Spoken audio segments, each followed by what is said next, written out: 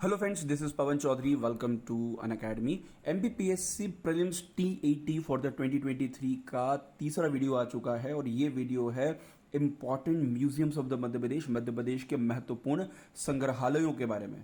कई सारे संग्रहालय मध्य प्रदेश में स्थापित हैं. उनको अलग अलग कैटेगरीज में डिवाइड करके हम लोग पढ़ने वाले हैं. कौन सा संग्रहालय क्यों इंपॉर्टेंट है, ऐसी कई सारी इंपॉर्टेंट चीजें इस वीडियो में हम लोग डिस्कस करने वाले. सबसे पहले हम लोग बात करते हैं मध्य प्रदेश में इंदौर के अंदर स्थित म्यूजियम्स में. तो इंदौर के अंदर दो इंपॉर्टेंट म्यूजियम है. एक है होलकर म्यूजियम, जो रिसेंटली 2020 के अंदर 2020 में इसका उद्घाटन किया गया और इसके अंदर स्पेशली होलकर राजवंश से संबंधित तमाम जो चीजें हैं उन चीजों को इसके अंदर आपको रखा गया है. उसका अगला जो इंपॉर्टेंट म्यूजियम है इंदौर के अंदर वो है सेंट्रल म्यूजियम, और ये काफी पुराना म्यूजियम है मध्य प्रदेश का. अब देखो, ये म्यूजियम्स बनाया गया था ब्रिटिशर्स के टाइम पर, अंग्रेजों के टाइम पर.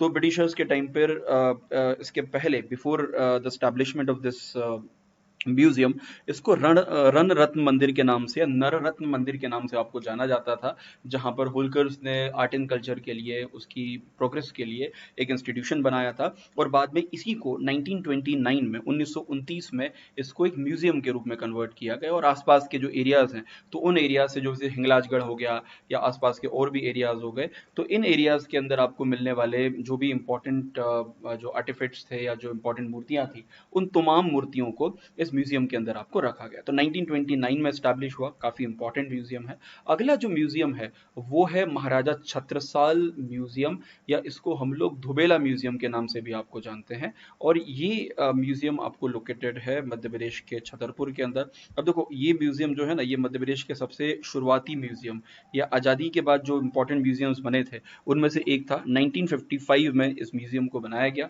राजा छत्रसाल की याद में. और यहाँ पर जितने भी आपके बुंदेला राजा थे, या स्पेशली पन्ना वगैरह के, पन्ना ओरछा के जो बुंदेला राजा थे, उन राजाओं की इंपॉर्टेंट चीजें जो है इस म्यूजियम के अंदर आपको रखी गई. तो छत्रसाल म्यूजियम या धुबेला म्यूजियम लोकेटेड है आपके मध्य प्रदेश के छतरपुर में. अगला जो इंपॉर्टेंट म्यूजियम है वो है रानी दमयंती म्यूजियम. अब देखो, ये म्यूजियम लोकेटेड है मध्य प्रदेश के दमोह के अंदर. एक तरह से देखा जाए तो स्टेट म्यूजियम तो नहीं है, डिस्ट्रिक्ट म्यूजियम आपको है, लेकिन यहाँ पर इस एरिया के अंदर इंपॉर्टेंट जो भी यहाँ के जो लोकल किंग्स थे उनके संबंध में चीजें जो है यहाँ पर आपको रखी गई. तो दमयंती म्यूजियम लोकेटेड है मध्य प्रदेश के दमोह में. अगला जो म्यूजियम है वो है भोजेश्वर टेम्पल म्यूजियम, या भोज म्यूजियम भी इसको कहा जाता है. और जो भोजेश्वर मंदिर है आपका रायसेन के अंदर, उस मंदिर के काफी समीप इस म्यूजियम को आपको बनाया गया है. 2016 में इसको स्टैब्लिश किया. तो it is located in the Raisen district, Raisen जिले में आपको लोकेटेड है. तो धुबेला म्यूजियम रायसेन जिले के, सॉरी, भोजेश्वर म्यूजियम रायसेन जिले में आपको लोकेटेड है. अगला जो इंपॉर्टेंट म्यूजियम है वो है उज्जैन के अंदर. और उज्जैन में भी दो तीन इंपॉर्टेंट म्यूजियम है, जिसमें सबसे इंपॉर्टेंट जो म्यूजियम है वो है विक्रम कीर्ति मंदिर. ये मध्य प्रदेश के सबसे पुराने म्यूजियम जो आपको एक है. और स्पेशली इसका जो एस्टैब्लिशमेंट है वो किया था आपके जब सिंधियास का टाइम था, तो सिंधियास के टाइम पर आपको एस्टैब्लिश किया गया था इसको. और इसमें रिसेंटली अभी कई सारा डेवलपमेंट किया जा रहा है. इसका एक अलग से जो दीर्घा है वो हमारे जो गवर्नर हैं उन्होंने अभी इनॉग्रेट किया है, जिसके बारे में मैंने करंट अफेयर में बात भी की. तो विक्रम कीर्ति मंदिर है. एक है त्रिवेणी आर्कियोलॉजिकल म्यूजियम. अब ये त्रिवेणी जो आर्कियोलॉजिकल म्यूजियम है, ये म्यूजियम लोकेटेड है मध्य प्रदेश के उज्जैन के अंदर. उज्जैन में जो महाकाल मंदिर है, तो उस महाकाल मंदिर के आसपास वाले रीजन में ही आपको ये बना है. 2016 में म्यूजियम आपको बना, 2016 के अंदर सिंहस्थ के टाइम पर बना है. और अभी महाकाल लोक और बाकी तमाम चीजें जो हैं इस त्रिवेणी आर्कियोलॉजिकल म्यूजियम में रखी गई है. तो ये दो इंपॉर्टेंट म्यूजियम है आपके उज्जैन के. उसका अगला जो म्यूजियम है वो है तुलसी रामवन म्यूजियम. और तुलसी रामवन म्यूजियम जो है ये मध्य प्रदेश का बड़ा इंपॉर्टेंट म्यूजियम आपको है.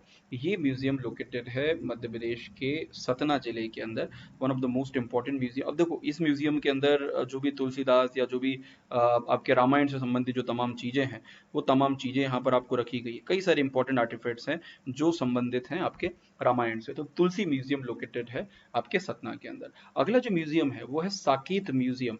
और साकेत म्यूजियम लोकेटेड है आपके मध्य प्रदेश के ओरछा के अंदर. और यहाँ पर भी रामायण से संबंधित या तुलसीदास जी जो हैं उनसे संबंधित कई सारी इंपॉर्टेंट जो चीजें हैं वो इस तुलसी म्यूजियम के अंदर आपको रखी गई. मेन इसका मकसद है कि तुलसीदास के जो तमाम चीजें हैं या उनके संबंधित जितने भी आपके जो उनके राइटिंग्स वगैरह हो गई, उनका लेखन हो गया, उन तमाम चीजों को धीरे धीरे यहाँ पर आपको डेवलप करना, उनको लोगों के लिए यहाँ पर आपको प्रेजेंट कर रहा। तो इसके लिए साकेत म्यूजियम जो है, साकेत म्यूजियम आपको इस्टेब्लिश किया, उसको स्थापित किया। बड़ा इंपॉर्टेंट म्यूजियम है और इसके इस्टेब्लिश करने का जो इम्पोर्टेंट रोल है वो जाता है आपके ओरछा, मतलब इसमें स्पेशली कपिल तिवारी, जिनको पद्मश्री भी मिल चुका है। ये आदिवासी लोक कला जो संग्रहालय अकादमी है उसके चीफ हुआ करते, तो उनकी मदद से इस म्यूजियम को बनाया गया है। और स्पेशली इस म्यूजियम के अंदर कई सारी जो पेंटिंग्स हैं, जो भगवान राम से संबंधित पेंटिंग है, जैसे स्पेशली आपके मधुबन पेंटिंग है बिहार की, जहाँ पर भगवान राम से संबंधित कई सारे चित्रण किए जाते हैं, वो इसमें शामिल है।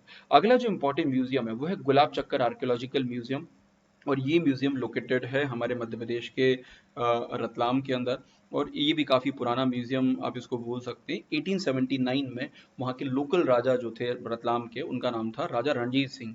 तो रणजीत सिंह ने इसका निर्माण आपको किया और उनकी जो बेटी थी गुलाब कुंवर, उस गुलाब कुंवर के नाम से इसको स्टैब्लिश किया गया है। अगला जो इम्पोर्टेंट म्यूजियम है वो है रानी दुर्गावती म्यूजियम। और ये म्यूजियम लोकेटेड है मध्य प्रदेश के जबलपुर के अंदर। और स्पेशली जो रानी दुर्गावती थी, तो उनके संबंध में या उनका जो वेलोर है, उनकी जो प्रतिभा है, उसको स्पेशली यहाँ पे दिखाया गया। वेलोर मतलब उनका जो साहस है, तो उसके बारे में यहाँ पर रिप्रेजेंट किया गया है। और आसपास के एरिया के अंदर जो भी इस प्रकार के आर्टिफैक्ट्स वगैरह मिलते हैं, मूर्तियाँ वगैरह मिलती हैं, उन मूर्तियों को इस रानी दुर्गावती संग्रहालय में आपको रखा गया। इसमें कई सारे अलग अलग सेक्शंस आपको बने हैं, जैसे Shiva gallery, Vaishnava gallery, Jain gallery, inscription gallery, ऐसी कई सारी अलग गैलरीज हैं इसके अंदर आपको मिल जाएंगे। और इसको स्टैब्लिश किया गया था 1964 में।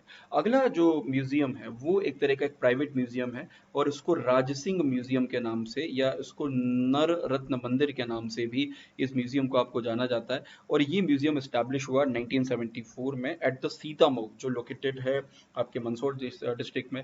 और सीतामऊ एक बहुत इम्पोर्टेंट जो रियासत है, वो रियासत हुआ करती थी, एक इम्पोर्टेंट बोल सकते हैं कि एक प्रिंसली स्टेट हुआ करता था मध्य प्रदेश में। तो उसके जो आखिरी राजा थे रघुवीर सिंह, तो वो जाने माने राइटर भी आपको हैं, लेखक भी हैं। तो उन्होंने इस मंदिर को यहाँ पर आपको, या उन्होंने इस म्यूजियम को स्टैब्लिश किया। एक्चुअली उन्होंने इस म्यूजियम के लिए यहाँ पर आपको फंडिंग प्रोवाइड किया, तो स्पेशली रिसर्च के पर्पज से इसको स्टैब्लिश किया। अगला जो इम्पोर्टेंट म्यूजियम है वो लोकेटेड है भोपाल के अंदर। और भोपाल के अंदर पहला इंपॉर्टेंट म्यूजियम है इंदिरा गांधी मानव संग्रहालय। ये स्टैब्लिश हुआ था 1984 में, 1984 में। अब देखो, इसको स्थापित करने का एक मेन पर्पज ये था कि ह्यूमन जो सेटलमेंट है विश्व के अंदर, चाहे इंडिया में हो या बाकी कंट्रीज में हो, तो यहाँ पर इम्पोर्टेंट जो जितने भी आपको इनके जो घर वगैरह हैं कि लोग किस तरीके से रहते हैं, इंडिया में किस तरह से रहते हैं, या अफ्रीका में किस तरीके से लोगों के घर होते हैं, तो उनके तमाम जो मानव संग्रहालय में आपको बनाया गया। और ये एक बहुत इंपॉर्टेंट प्रयास था। 1984 में इसको स्टैब्लिश किया गया था। उस समय इसको राष्ट्रीय मानव संग्रहालय कहा जाता था, लेकिन बाद में इंदिरा गांधी के डेथ के बाद इसको इंदिरा गांधी मानव संग्रहालय का नाम दिया। अगला जो इम्पोर्टेंट म्यूजियम है वो स्टेट आर्कियोलॉजिकल म्यूजियम या राज्य पुरातत्व संग्रहालय इसको कहा जाता है। अब देखो, जो राज्य पुरातत्व संग्रहालय है ये बेसिकली इसको पहले जाना जाता था with the name of Edward museum. और भोपाल के अंदर एक सेंट्रल लाइब्रेरी है, उस लाइब्रेरी के अंदर पहले म्यूजियम लगा करता था, जिसको अजायब घर वहाँ के लोग आपको बोला करते थे। तो ये स्टेट आर्कियोलॉजिकल म्यूजियम आपके एडवर्ड म्यूजियम के नाम से आपको स्टैब्लिश हुआ 1929 में। 1929 के अंदर इसको स्टैब्लिश किया गया। और यहाँ पे अलग अलग जगह से जो भी मूर्तियाँ, जैसे हिंगलाजगढ़ हो गया या मंदसौर में खुदाई से, या अलग अलग जगह से जहाँ भी मूर्तियाँ, जो भी इस प्रकार के पैलियोलिथिक मीसोलिथिक पीरियड के टूल्स मिले हैं, तमाम चीज़ें इसके अंदर आपको रखी गई हैं। अगला जो इम्पोर्टेंट म्यूजियम है वो है गोलघर म्यूजियम। और ये स्टैब्लिश हुआ 2013 में। और इसका मकसद था, एक्चुअली ये जो पूरी बिल्डिंग है गोलघर वाली, इसमें थोड़ा सा मैंने इमेज कम यूज़ किया है। तो गोलघर एक पूरा गोल बिल्डिंग है, ये परी चौक करके एक जगह है भोपाल में, वहाँ पर स्टैब्लिश है। और इसका मेन मकसद यहाँ पर ये है कि नवाबों का जो पूरा कल्चर है, नवाबों की जो पूरी संस्कृति है, वो संस्कृति यहाँ पर आपको दिखाई जाती है कि नवाब किस तरीके से आपको रहते थे, उनके घर कैसे थे, उनके कपड़े कैसे पहनते थे। तो तमाम नवाबों से संबंधित जो चीज़ें हैं इस म्यूजियम के अंदर आपको रखी गई है। अगला जो म्यूजियम है वो है बिरला म्यूजियम। ये भी भोपाल में लोकेटेड है। एक तरीके से बोल सकते हैं प्राइवेट या एक इंस्टीट्यूशन का, एक संस्था का म्यूजियम के रूप में आपको स्टैब्लिश किया, जहाँ पर भी 2nd सेंचुरी से लेके 14-15 सेंचुरी तक के कई सारे आर्टिफैक्ट्स यहाँ पर आपको रखे गए हैं। अगला जो इम्पोर्टेंट म्यूजियम है वो है आपका माधव सप्रे म्यूजियम या माधव सप्रे आपका पत्रकारिता का म्यूजियम है। ये इस्टेब्लिश हुआ 1984 में भोपाल में, और इसके अंदर कई सारे जो इम्पोर्टेंट राइटर्स थे भारत के, जर्नलिस्ट जो थे, या बोल सकते हैं कि जो पत्रकार हैं मध्य प्रदेश के, तो उनके बारे में या दुनिया देश भर के पत्रकारों के बारे में इसमें बात की गई। कई सारे इम्पोर्टेंट किताबें भी इसके अंदर आपको मिलती हैं। स्पेशली यहाँ पर माधव सप्रे और बाकी लोगों ने मिलके भारत के अंदर पत्रकारिता का जो इतिहास है उसको लेके एक इम्पोर्टेंट किताब लिखी थी। वो किताब भी यहाँ पर आपको मिल जाएगी। अगला जो म्यूजियम है वो है दुष्यंत कुमार मनुस्क्रिप्ट म्यूजियम, और ये म्यूजियम एस्टैब्लिश हुआ 1997 में, अगेन आपके भोपाल में। और यहाँ पर जितने भी जाने माने राइटर्स हैं भारत के, उन राइटर्स की चीज़ें यहाँ पर आपको रखी गई हैं। जैसे कई सारी पांडुलिपियाँ यहाँ पर रखी गई है। यहाँ पे विचार करके एक हैंड रिटन जो मनुस्क्रिप्ट है उसका एक इंस्टीट्यूशन, एक अलग से सेक्शन बना है, जहाँ पर उनकी जो चीज़ें हैं वो रखी गई हैं, मनुस्क्रिप्ट रखी गई हैं। फिर आकार करके है जिसमें उनकी जो राइटिंग्स हैं, उनके राइटिंग्स उनको रखा गया है, उनके द्वारा यूज़ की जाने वाली चीज़ें हैं, वो चीज़ें उसके अंदर आपको रखी गई है। अगला म्यूजियम है regional museum of the regional history. अब देखो ये म्यूजियम बेसिकली दिल्ली के अंदर मेन म्यूजियम है, उसी की एक ब्रांच 1997 में भोपाल में आपको स्टैब्लिश की गई। और इसका मेन मकसद है कि मध्य प्रदेश के क्षेत्र में जो भी तमाम चीज़ें मिलती हैं, जैसे जो भी आपके मतलब काफ़ी पुराना म्यूजियम आपको है, तो यहाँ पर जो भी अलग अलग आपके पेड़ पौधे वगैरह मिलते हैं, उनकी पत्तियाँ, या और भी जैसे इस प्रकार से आप बोल सकते हैं कि नेचुरल हिस्ट्री ना, जानवरों की हड्डियाँ या कुछ पत्तियाँ वगैरह, पेड़ वगैरह हो गए, उनके सैंपल्स हैं, वो तमाम चीज़ें इसके अंदर आपको रखी गई है। अगला जो म्यूजियम है वो है शौर्य स्मारक, और ये स्मारक स्टैब्लिश हुआ 2016 में। ये बनाया गया है हमारे भारतीय जो सैनिक हैं, आर्मी, एयरफोर्स, नेवी, इनके सैनिकों को एक तरीके से उनको सम्मान देने के लिए, उनको एक तरीके से आप बोल सकते हैं कि उनका जो साहस है, उनका जो पराक्रम है, उसको रिप्रेजेंट करने के लिए शौर्य स्मारक बनाया गया। प्रधानमंत्री नरेंद्र मोदी ने इसका 2016 में उद्घाटन किया था। अगला जो म्यूजियम है वो कई सारे ट्राइबल म्यूजियम्स मध्य प्रदेश में है, तो एक एक करके इन ट्राइबल म्यूजियम्स की यहाँ पर हम लोग बात करते हैं। देखो 2-3 ट्राइबल म्यूजियम मध्य प्रदेश में आपको स्टैब्लिश हैं, जिसमें एक ट्राइबल म्यूजियम तो अभी काफ़ी रिसेंटली जो है, रिसेंटली मध्य प्रदेश में आपको स्टैब्लिश आपको हुआ। तो पहला जो ट्राइबल म्यूजियम है मध्य प्रदेश में, ये है ट्राइबल म्यूजियम भोपाल के अंदर। तो भोपाल के अंदर एक ट्राइबल म्यूजियम आपको लोकेटेड है, और ये इस्टेब्लिश हुआ था 2013 में, 2013 के अंदर। अब देखो इसका जो मेन मकसद यहाँ पर आपको है कि ये अपने तरह का एक पहला म्यूजियम आपको है, जहाँ पर ट्राइबल कल्चर या ट्राइबल जो संस्कृति है, ट्राइबल संस्कृति यहाँ पर आपको दिखाई जाती है। और काफ़ी सुंदर म्यूजियम अगर आप देखेंगे, तो अगर आपने इसको विजिट नहीं किया तो यू मस्ट विजिट इट। और इसका निर्माण किया, इसका जो पूरा आप बोल सकते हैं डिज़ाइन किया था, रेवाथी कमथ नाम के एक डिज़ाइनर थे, रेवाथी रेवाथी कमथ। तो उन्होंने इसका निर्माण किया, और इसमें अलग अलग 6 अलग अलग जो गैलरीज है, 6 अलग अलग गैलरीज में उसको डिवाइड किया गया है। जैसे एक गैलरी यहाँ पर आपको है, उसका नाम है जीवन शैली। तो जितनी भी कम्युनिटीज मिलती हैं, गोंड है, कोरकू है, भील है, इन कम्युनिटीज के जो इनका जो जीवन शैली कैसी है, वो रिप्रेजेंट किया जाता है। फिर एक सांस्कृतिक विविधता करके एक इसके अंदर आपको ब्रांच है, जिसके अंदर स्पेशली जो भी ट्राइबल कम्युनिटीज के अंदर जो शादी की परंपरा या आपके उपनयन संस्कार वगैरह तमाम चीज़ें होती है, वो रिप्रेजेंट की गई है। एक कला बूथ करके है, जहाँ पर इनके जो लाइफ आर्ट वगैरह है या इनकी जो कलाएं हैं वो प्रदर्शित की गई। एक देवलोक करके एक इसके अंदर आपको ब्रांच है, जिसके अंदर इनके जो तमाम देवता वगैरह हैं उनको रिप्रेजेंट किया है। एक छत्तीसगढ़ दरगाह है, जहाँ पर छत्तीसगढ़ का आर्ट एंड कल्चर रिप्रेजेंट किया गया है, क्योंकि देखो छत्तीसगढ़ भी पहले मध्य प्रदेश का पार्ट था, तो उसको भी स्पेशली उन्होंने रिप्रेजेंट किया है। उसके बाद एक रक्कू करके एक दरगाह यहाँ पर आपको है, जो ट्राइबल कम्युनिटी में जो गेम्स खेले जाते हैं, जो खेल खेले जाते हैं, उन खेलों को रिप्रेजेंट किया गया है। तो इस तरीके से काफ़ी बड़ा म्यूजियम है आपका ट्राइबल म्यूजियम। अगला जो म्यूजियम है वो है आदिवर्त ट्राइबल म्यूजियम, और ये आदिवर्त जो ट्राइबल म्यूजियम है, ये स्टैब्लिश किया, ये स्पेशली अभी 2023 में ही इसकी शुरुआत की गई है। और ये लोकेटेड है खजुराहो में, सेम उसी पर्पज़ पे, बेगा, सहारिया, भील, कोंड वगैरह तमाम जो जनजाति है, इन जनजातियों से संबंधित बड़ा सुंदर सा म्यूजियम बना है। खैर मैंने तो नहीं देखा है, लेकिन इसके फोटोज जरूर देखे। ये भी बड़ा सुंदर म्यूजियम है। अगला जो इंपॉर्टेंट म्यूजियम है मध्य प्रदेश में ट्राइबल म्यूजियम में, वो है बादल बोई म्यूजियम। देखो भोपाल में जो ट्राइबल म्यूजियम मैंने बताया, वो भोपाल में है। तो ट्राइबल वाली कैटेगरी मैंने अलग बता दी, आप उसको भोपाल में भी ऐड करके लिख सकते हैं। अब जो बादल भाई म्यूजियम है, ये काफी पुराना म्यूजियम है, और ये पहले स्टेट म्यूजियम या डिस्ट्रिक्ट म्यूजियम हुआ करता था, सॉरी। तो अभी इस म्यूजियम को कन्वर्ट किया गया है या कन्वर्ट किया जाएगा एज अ स्टेट म्यूजियम के रूप में। बादल भाई नाम के एक बहुत जाने माने फ्रीडम फाइटर हुआ करते थे छिंदवाड़ा में, तो उनके नाम से 1954 में स्टैब्लिश किया, और 1975 में 1975 के अंदर इसको जो है स्टेट म्यूजियम में कन्वर्ट किया। अभी इसको फिर से रिनोवेशन या इसका जो पुनर्निर्माण है वो सरकार के द्वारा यहाँ पर आपको होने वाला है। ओके, उसके बाद बघेल म्यूजियम की बात करें तो रीवा के अंदर लोकेटेड है बघेल म्यूजियम, और ये लोकेटेड है वेंकट भवन के अंदर, जहाँ पे रीवा के राजाओं के संबंध में तमाम चीजें रखी गई है। उनकी मूर्तियां, मतलब राजाओं की अलग अलग चीज उपयोग की जाने वाली मूर्तियां हो गई, उनके हथियार हो गए, या उनके दूसरी बाकी जो पर्सनल चीजें हो गई, वो तमाम चीजें इस म्यूजियम के अंदर आपको रखी गई है। अगला जो इंपॉर्टेंट म्यूजियम है वो है आपके ग्वालियर के म्यूजियम। अब देखो, ग्वालियर में दो तीन इंपॉर्टेंट म्यूजियम है, वैसे तो ग्वालियर में बहुत सारे म्यूजियम है, लेकिन दो तीन इंपॉर्टेंट म्यूजियम मैं आपको बताऊंगा। पहला इंपॉर्टेंट म्यूजियम है वो है जयविलास म्यूजियम। अब जयविलास म्यूजियम जो जयविलास पैलेस है, इस पैलेस के रीजन में आपको बनाया गया है 1964 में। मध्य प्रदेश के, भारत के उस समय के जो राष्ट्रपति थे आपके डॉक्टर सर्वपल्ली राधाकृष्णन, तो उन्होंने इसकी स्थापना, उसको स्टैब्लिशमेंट किया। इसमें अलग से एक, अभी एक जो दरगाह है आज़ादी के आंदोलन के संबंध में, वो एक अलग से दरगाह यहाँ पर आपको अमित शाह ने इसका इनोग्रेशन किया, इसलिए काफी चर्चा में है।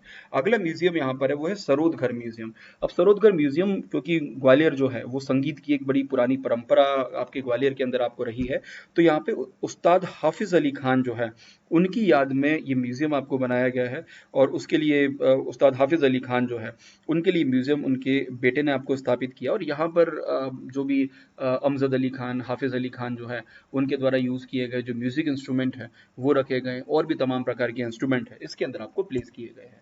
अगला जो म्यूजियम है वो है महाराजा सर जीवाजी राव सिंधिया म्यूजियम, जो एक स्टेट म्यूजियम यहाँ पर आपको है, जहाँ पर जो सिंधियाज हैं उनका कल्चर या उनकी संस्कृति, उनकी तमाम चीजें आपको रिप्रेजेंट की गई हैं। ठीक है, अगला म्यूजियम है वो है एएसआई के। कई सारे म्यूजियम आपको मध्य प्रदेश में आपको है, जिसमें एक सबसे इंपॉर्टेंट म्यूजियम है एएसआई का, वो है गुजरी महल म्यूजियम। और गुजरी महल म्यूजियम लोकेटेड है आपके ग्वालियर के अंदर। अब आप समझ गए होंगे कि मैंने कैसे डिवाइड किया है उसको। तो मैंने बेसिकली एएसआई वाले अलग रख लिए, या बाकी म्यूजियम आपको अलग रख लिए। ठीक है, तो एएसआई जो म्यूजियम है ग्वालियर, आपके ग्वालियर का, अब देखो ये बहुत पुराना म्यूजियम है। इसका स्टैब्लिशमेंट किया गया था 1913 में, 1913 के अंदर।